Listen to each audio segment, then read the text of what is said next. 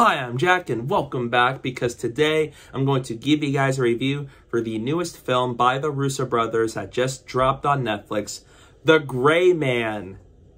Yes, The Gray Man. And I'm hoping you guys are watching my screen right now because of the video. And yeah, I had to, don't blame me. But anyway, it stars Ryan Gosling, Chris Evans, Armas, Regé-Jean Page, Jessica Henwick, Billy Bob Thornton, Julia Butters, Alfre Woodard, and many more with a huge ensemble cast here. And with that said, let's get started. The Gray Man follows a very skilled mercenary, court gentry who goes under the nickname of Sierra 6, and when he uncovers very dark and damaging secrets about the CIA, he goes on the run and a wild goose chase ensues. However, when the CIA recruit ex-colleague Lloyd Hansen, he will do whatever it takes to kill Sierra 6, and Sierra 6 will do whatever it takes to stay alive. When it comes to the Russo brothers, I love the episodes of Community that they did, and I also love the MCU movies they created. The Winter Soldier, Civil War, Infinity War, and Endgame are amongst one of my favorite comic book movies and movies of all time.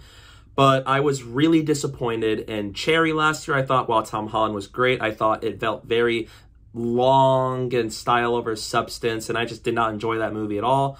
But nevertheless, I was really excited for this movie because it's an action thriller, and I am a sucker for action thriller movies. And you got Chris Evans and Armas working alongside Ryan Gosling, who is making his comeback to movies for 4 years since First Man came out, and I was really excited to see it. And I dug the trailer, and I was really looking forward to seeing what this movie was about, especially that it's adapting a novel. And now that I watched The Gray Man, I thought it was a fun and solid action thriller. It doesn't change the games, it doesn't do too many new things, but it was an enjoyable watch for me.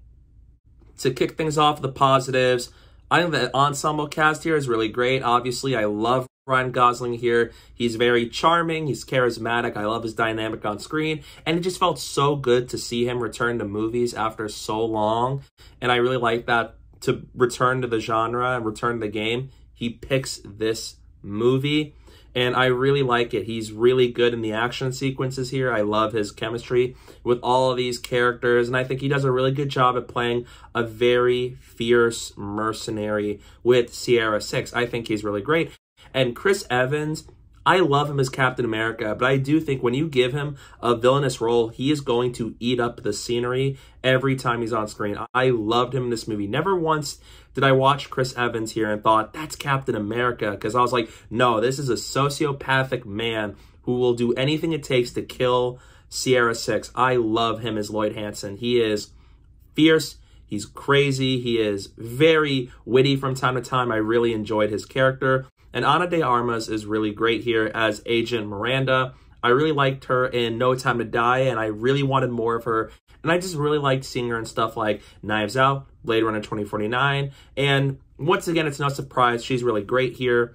The supporting cast here is really good too, especially like Julia Butters from Once Upon a Time in Hollywood. Loved her in that movie, and I love her here. And so is Alfre Woodard and Billy Bob Thornton, who I think is really great. And Regé-Jean Page of Bridgerton fame. Really liked him, and so has Dhanush, who plays an assassin here. There are some really cool sequences that involve Dhanush, even though it wasn't for so long in this movie. Whenever he's on screen, I think he is really good. I think everybody here from the cast is terrific with what they had to work with, and even in action sequences, I think they were just really entertaining to watch.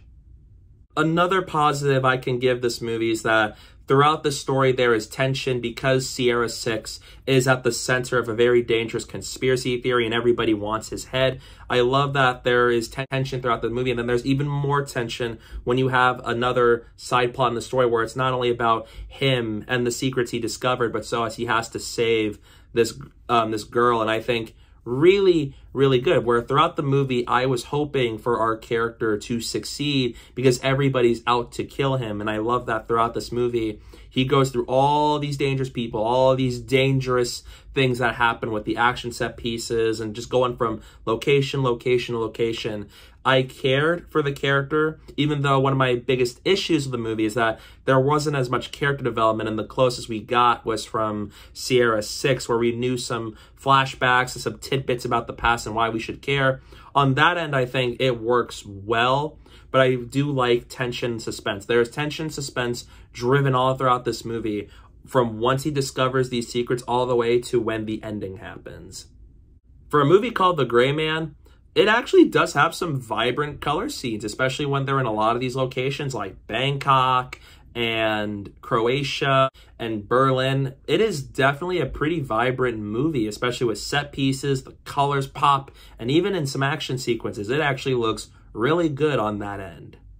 When it comes to action movies, especially by the Russo brothers, they're one of the best action movie directors out there right now. And even though this movie doesn't have the best action sequence they've ever delivered in their career, there's still some really awesome set pieces here, especially one in the middle of this movie involving Sierra 6 on this runaway tram where he's trying to stay alive and take out all of these mercenaries who are trying to kill him.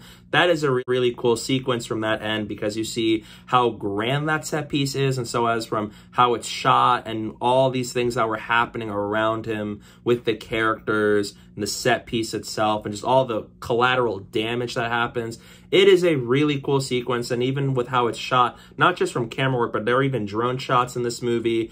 In that sequence, I think it actually works really well, and the action sequences get better and better as the movie goes on. Because at first, you have a neat action sequence, but I do feel like there are choppy editing at times where it doesn't reach levels like Red Notice, but there are times where the editing can be a bit choppy.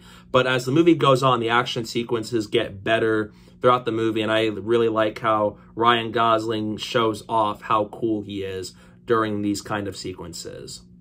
And in terms of pacing, it is a very fast-paced movie throughout. It has a very breakneck pace to it, to where once it starts, once he finds out about all of these dark things, it goes from there, and it does not slow down whatsoever. And I do think it leaves for a very entertaining and engaging thriller movie where I'm always looking at the screen wondering how things are going to play out. And in that case, I was entertained. I never felt bored or 1 second thinking that I want to pause the movie, do something else. I was invested in this movie with the pacing. It doesn't feel too awfully quick, but it doesn't feel slow either. It has a nice little pacing in the middle, aside from a few issues here and there. And my issues with The Gray Man revolves around the fact that there isn't as much character development here. And it feels very much like these are characters where a lot of their personalities feel like they came out of characters you've seen from other movies like maybe James Bond or Mission Impossible. And it doesn't feel like these characters stand out as much aside from a select few like Sierra 6, played by Ryan Gosling. And I do feel like they could have done more character work for me to know more about the characters, for me to be emotionally attached into them, especially when a lot of crazy things happen in the climax. And not only do I feel like we needed more character development in the movie, but I also feel like the story feels pretty basic. It has a simple story idea, but I also feel like it doesn't do anything too groundbreaking for the action genre. So if I'm coming in here, like, I really hope this blows my mind, it does something I never imagined, it won't necessarily do that, because it does take some familiar beats. Some action sequences may be reminiscent of certain action movies you've seen before. So Gray Man doesn't quite feel as innovative or new in terms of the action genre and with what they can do with sequences and whatnot. But I was still engaged with it nonetheless, and I do think that its likable cast and performances from them really help elevate the story. And sadly, because the movie's story feels pretty similar to things you've seen before, it doesn't come off as new for the genre, so there aren't as many surprises that really shocked me.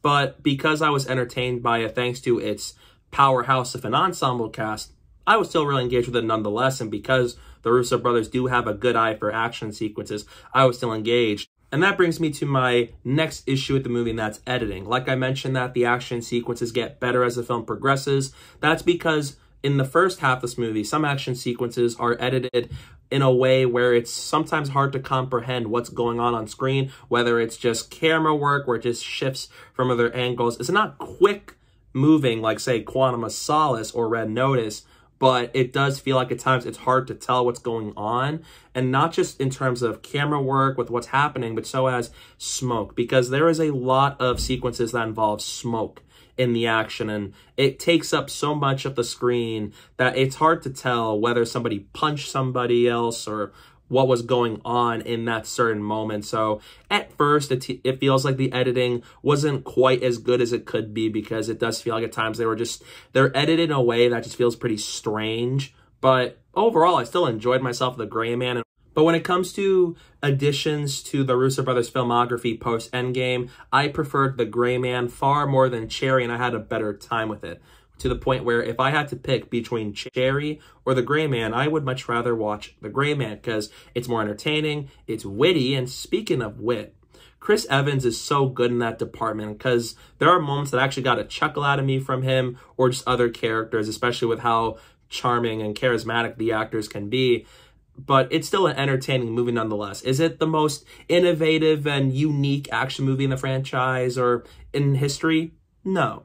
But it's an entertaining one nonetheless, and I think it is another good addition to the Russo Brothers filmography. It's not amazing. It's not one of my favorite movies by the Russo Brothers, but it's a far better addition to their filmography than Cherry. I like this more. It's more enjoyable. I like the cast.